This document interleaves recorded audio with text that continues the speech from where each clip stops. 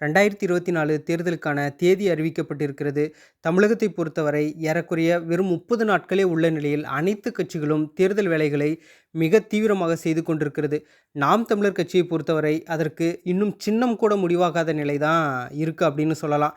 சீமான் அவர்கள் கட்சி தொடங்கியதிலிருந்து இன்று வரை அவர் மீதான அவதூறுகளும் ஒடுக்குமுறைகளும் மிக அதிகம் அப்படின்னு சொல்லலாம்.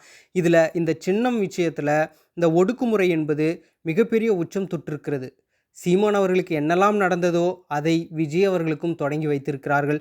இந்த காணொளி முழுக்க முழுக்க நாம் தமிழர் கட்சிக்கும் விஜய் அவர்களின் நேசிப்பவர்களுக்குமாக இருக்க போகிறது. இந்த காணொலியை முழுசாக பாருங்கள். பார்த்துட்டு உங்களோட கருத்துக்களை கமெண்ட் பாக்ஸில் பதிவு செய்யுங்க. இது சாமானியனின் பார்வையில் அரசியல்.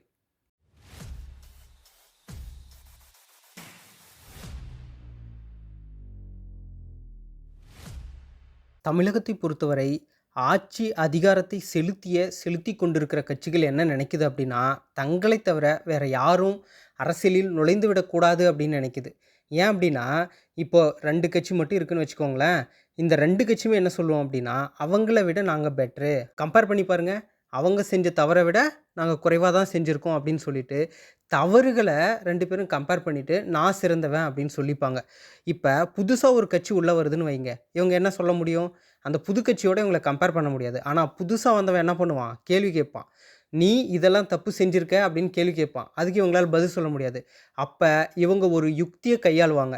என்ன அப்படின்னா, அவங்க கேட்குற கேள்விக்கு பதில் சொல்ல முடியாதுங்கிற நிலையில் அவதூறை பரப்புறது. அவதூறை எப்படி பரப்புவாங்க அப்படின்னா, மக்கள்கிட்ட சாதி ரீதியாவோ மத ரீதியாவோ அந்த புதுசாக வந்த கட்சி சார்ந்து ஏதாவது ஒரு விஷயத்த பரப்பி விடுறது. அவங்க இதுக்கு எதிரானவங்க, இல்லை இதுக்கு ஆதரவானவங்க அப்படிங்கிற மனநிலையை ஏற்படுத்துறது. அது இல்லை அப்படின்னா மீம்ஸ் இருக்கவே இருக்குது. அதாவது ஒரு மீம்ஸ் போட்டு அவங்கள ட்ரோல் மெட்டீரியலாக மாற்றுறது. இல்லை அப்படின்னா அவங்க பேசுகிறத முன்னாடி பின்னாடி நறுக்கி அதை ஒரு ட்ரோல் மெட்டீரியலாக மாற்றுறது. இதை தாண்டி ஒரு மெயின் மீடியாவில் அவங்களோட பேரே வரவிடாமல் பண்ணுறது. அப்படியும் இல்லை அப்படின்னா, இப்போ அவங்க ஏதாவது கேள்வி கேட்குறான்னு வைங்களேன், இவங்க வந்து முன்னாடி இருந்தே இருந்த கட்சியாமா, அதனால் புதுசாக வந்தவங்களோட கேள்விக்கு பதில் சொல்ல மாட்டாங்களாமா, அவங்கள புறக்கணிச்சிடுது. அதாவது நம்மக்கிட்ட பதில் இல்லை அப்படின்னா, பதில் இல்லைன்னு சொல்கிறதில்ல, அவங்கள எதிர்த்து பேசினா இவங்க வீக் ஆகிடுவாங்கல்ல, அப்போ அதை புறக்கணிச்சிடுது. இது மாதிரியான விஷயங்கள் தொடர்ந்து சீமான் அவர்களுக்கு நடந்துக்கிட்டு இருக்குது. இப்போ ஒரு தேர்தல் நடக்குது அப்படின்னா மெயின் மீடியாவில் அவரோட பேரை போட மாட்டாங்க. அதாவது என்னென்னா, மற்றவையில் அவரோட பேரை சேர்த்துருவாங்க. இந்த மெயின் கட்சிகள் வந்து சீமானோட கேள்விகளுக்கு பதில் சொல்லாது. இல்லை அப்படின்னா இவரை பற்றி நிறைய இடத்துல ஏதாவது அவதூறு பரப்பி வைப்பாங்க. நீங்கள் நிறைய காணொலியில் பார்த்துருந்தீங்கன்னா தெரியும். அவரை வந்து ஒரு ட்ரோல் மெட்டீரியலாக அப்படி மாற்றிருப்பாங்க. இதுதான் இங்கே தொடர்ச்சியாக நடந்துக்கிட்டு இருக்குது. இந்த சின்ன விஷயத்தில் என்ன நடந்ததுன்னு பாருங்களேன். ஃபஸ்ட்டு அவர் எடுத்த உடனே அப்ளை பண்ணியிருக்கணும். அது அவர் மேலே இருக்கிற தப்பு தான், அதை வச்சுக்கலாம். ஆனால் இந்த என்ன கட்சி வந்து அந்த சின்னத்தை கேட்டதோ ஃபஸ்ட்டு என்ன சொன்னாங்க? நாங்கள் வந்து தேர்தல் ஆணையத்துக்கிட்ட கேட்கவே இல்லை அப்படின்னு சொன்னாங்க. இப்போ வந்து என்ன சொல்கிறாங்கன்னா, நாங்கள் கேட்டோம், அவங்க கொடுத்தாங்க அப்படின்னு சொல்கிறாங்க. அப்படியே இருக்கட்டும், வச்சுக்குவோம். ஆனால் இந்த விவசாய சின்னத்தை பொறுத்தவரை சீமான் அவர்கள் தொடர்ந்து, அதாவது நாம் தமிழர் கட்சி என்பது தொடர்ந்து அந்த சின்னத்தை வந்து தமிழ்நாடு முழுக்க கொண்டு போய் சேர்த்துருக்கு. ஒரு புதுசாக வர கட்சி உண்மையிலே அவங்க வந்து ஒரு நியாயத்தின் பக்கம் நிற்பவராக இருந்தால் என்ன சொல்லியிருக்கணும்? ஏங்க அவங்க பயன்படுத்திகிட்டு இருக்காங்க, எங்களுக்கு எங்களுக்கு வேறு சின்னம் கொடுங்க.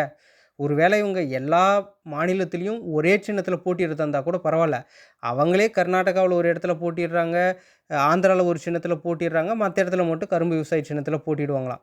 சரி, இது ஏதோ எதேர்ச்சியா நடக்குது அப்படின்னு நம்ம நினச்சிருந்தோம் அப்படின்னா, இவங்க ஒரு ப்ரெஸ் மீட்டுன்னு ஒன்று கொடுத்தாங்க. அதில் என்ன அப்படின்னா, இவங்க ஒரு கூட்டணி வச்சுருக்காங்க.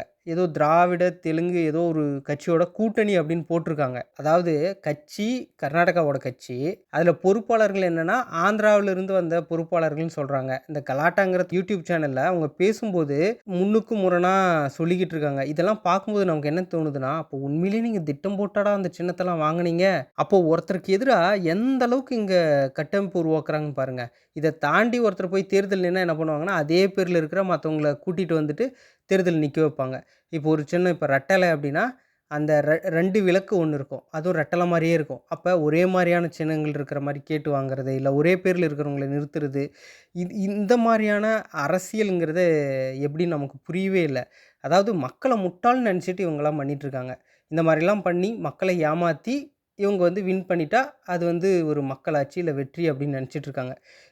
நாம் தமிழர் கட்சியோட சகோதரர்களுக்கு சொல்கிறது என்ன அப்படின்னா, இந்த தேர்தலில் நீங்கள் இதெல்லாம் முறியடிக்கணும். அதாவது எந்த சின்னத்தை வைத்து உங்களோட வாக்கு சதவீதத்தை குறைக்கணும் அப்படின்னு அவங்க நினச்சாங்களோ, நீங்கள் மிக கடுமையாக போராடி அதை விட மிக அதிகமான ஒரு ஓட்டு சதவீதத்தை வாங்கிடுங்க. அதாவது ஒரு இரட்டை இலக்கத்தில ஓட்டு சதவீதம் வாங்குற அளவுக்கு நீங்க வந்து உழைக்கணும் அப்படின்னு நான் சொல்றேன். அப்பதான் இதுக்கு மேல தமிழ்நாட்ல இந்த மாதிரியான அருவருக்கத்தக்க ஒரு அரசியல இனிமே நடக்கவே கூடாது. அதுக்கு இதுவே முற்றுப்புள்ளியா இருக்கணும் அப்படின்னு நான் நினைக்கிறேன். அடுத்ததா விஜய் அவர்களுக்கு வருவோம். அதாவது லயோலா மணின்னு நினைக்கிறேன். அவரோட வீடியோஸ் திடீர்னு பார்த்தீங்கன்னா, ஒரு கன்டினியூஸா நமக்கு வந்து சஜஷன் போயிட்டே இருந்தது. என்ன அப்படின்னு பார்த்தீங்கன்னா, யாரோ ஒரு கேள்வி கேட்டிருக்காங்க. படத்தில என்னங்க கருத்து சொல்ட்டாருன்னு சொல்லிட்டு. நான் அந்த முழு வீடியோ பார்க்கல. ஆனா நான் அண்டர்ஸ்டாண்ட் பண்ணது இதுதான். அதுக்கு வந்து இவரு சொல்லியிருக்காரு, இந்த சாங்ல இந்த மாதிரியான லைன்ஸ்லாம் போட்டிருக்காங்கன்னு சொல்லிட்டு. ஆனா இத முன்னாடி, பின்னாடி இல்ல. வெறுமனே அவர் சொன்னது மட்டும் இருக்கு. அப்ப ஃபர்ஸ்ட் டைம் அத பார்க்குறவங்களுக்கு எப்படி தெரியும் அப்படின்னா, லயோலா மணிங்கிறவர் வந்து ஒரு அடிப்படை புரிதலே இல்லாமல் எதையோ உளறிட்டு இருக்காரு அப்படிங்கிற ஒரு பர்ஸ்பெக்டிவ் ஏற்படுத்துகிற மாதிரியான ஒரு வீடியோ அது. இந்த மாதிரி தான் இங்கே நான் விஜய் ரசிகர்களுக்கோ அல்லது அவரை விஜயை ஆதரிக்கிறவங்களுக்கோ நான் என்ன சொல்கிறேன் அப்படின்னா, இந்த மாதிரி தான் இங்கே நடக்கும். பேசி இருக்கிற சென்ஸ் வேறையாக இருக்கும். ஆனால் என்னென்னா அதை எடுத்து இவங்க பரப்புகிற விதம் வேறு ஒன்றாக இருக்கும். விஜய் அவர்கள் இப்போ கட்சி ஆரம்பித்த உடனே அவர் கருத்து சொல்ல அப்படின்னாங்க. சிஏவுக்கு கருத்து சொன்னார். உடனே என்ன பண்ணிட்டாங்க அப்படின்னா, அவர் வந்து பிஜேபியோட பேரை சொல்லலை, அவரோட அறிக்கை வந்து பெருசாக இல்லை, அது இதுன்னு அதில் ஒரு குறைய சொல்ல ஆரம்பித்தாங்க. தேர்தல் பத்திரம் சார்ந்த ஒரு டாக் போயிட்டு இருந்த உடனே அதுக்கு வந்து விஜய் அவர்கள் கருத்து சொல்லலை. அதாவது இவங்களுக்கு விஜய் அவர்கள் கருத்து சொல்லணும் சொல்லக்கூடாது அப்படிங்கிறதெல்லாம் கிடையாது. இவங்களுக்கு விஜய் அவர்களே குறை சொல்லணும், அவ்வளோதான். எந்த இடத்துல என்ன குறை சொல்லணும்னா அவர் வந்து பிஜேபியோட பி டீம் அப்படின்னு கட்டமைச்சிடலாம். சீமான் அவர்களுக்கு ஏற்கனவே அதே தான் நடந்தது.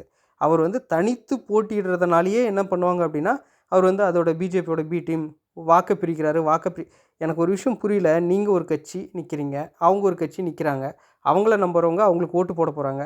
இதில் எப்படி வாக்கை பிரிக்கிறதாகும்? அதாவது நீங்கள் மட்டும்தான் இங்கே வந்து அரசியலே இருக்கணுமா? இது என்ன ஒரு காலேஜில் இந்த ரேக்கிங் நடக்கிற மாதிரி, புதுசாக வந்தவங்கள வந்து பிடிச்சி ரேக் பண்ணுற மாதிரி, புதுசாக வரவங்களெல்லாம் பிஜேபி பி டீம் அப்படிங்கிறது. எங்கள் தமிழ்நாட்டில் பிஜேபியே வளர்ந்துக்கிட்டு இருக்குது. விஜய் ரசிகர்களுக்கு சீமான் அவர்களோட இதுவரை அவரோட அரசியல் தொடங்குனதுலேருந்து இதுவரை நடந்துகிட்ருக்க விஷயங்களை நீங்கள் எடுத்து பார்த்தீங்கன்னாவே ஒரு நல்ல கேஸ் ஸ்டடியாக இருக்கும். இதே மாதிரி தான் இவங்க திட்டமிட்டு கட்டமைப்பாங்க. அதுக்குள்ளே நீங்கள் வந்து விழுந்துடாதீங்க.